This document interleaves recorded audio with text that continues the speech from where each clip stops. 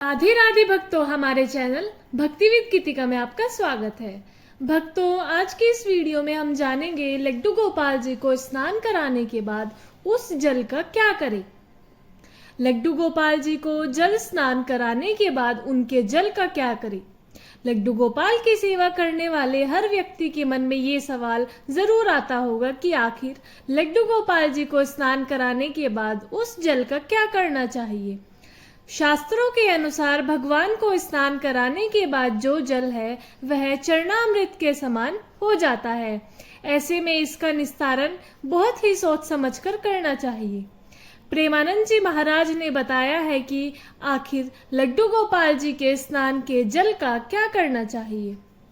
एकांतिक वार्तालाप में प्रेमानंद जी महाराज जी से सवाल किया गया है कि लड्डू गोपाल जी को स्नान कराने के बाद उनके जल का क्या करना चाहिए।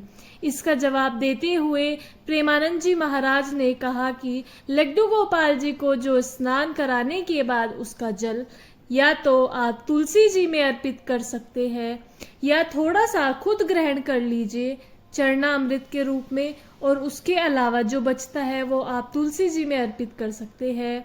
आप चाहे तो उस जल को किसी ऐसे घेरे में डाल सकते हैं जहाँ किसी का पैर ना पड़े, क्योंकि भगवान के जल है इसलिए इसका निस्तारण बहुत ध्यान से करना चाहिए। इसके जिन लोगों के घर में तुलसी का पौधा नहीं है वह लड्डू गोपाल जी को स्नान कराने के बाद आप उस जल को इकट्ठा कर सकते हैं और उसे इकट्ठा करके अपने घर के बाहर किसी पवित्र नदी गंगा जी यमुना जी में प्रवाहित कर सकते हैं।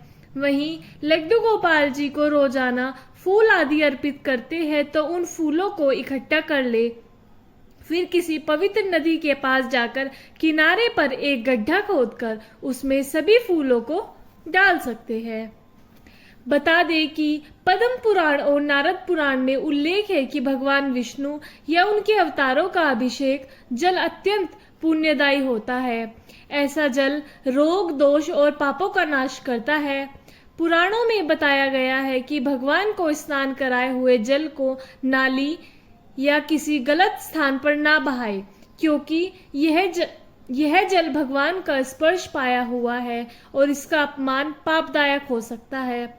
शास्त्रों में कहा गया है कि लड्डू गोपाल जी का जल सिर्फ जल नहीं बल्कि एक दिव्य प्रसाद है। लड्डू गोपाल जी के स्नान के बाद उनके वस्त्रों का क्या करें।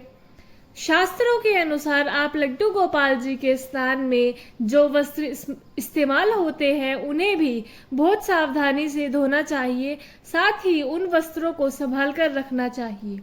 भक्तों, ये थी आज की वीडियो अच्छा लगे तो लाइक करें, चैनल को सब्सक्राइब करें और आप सभी को राधे राधे। जय श्री राधे कृष्णा। लड्डू गोपाल जी की जय।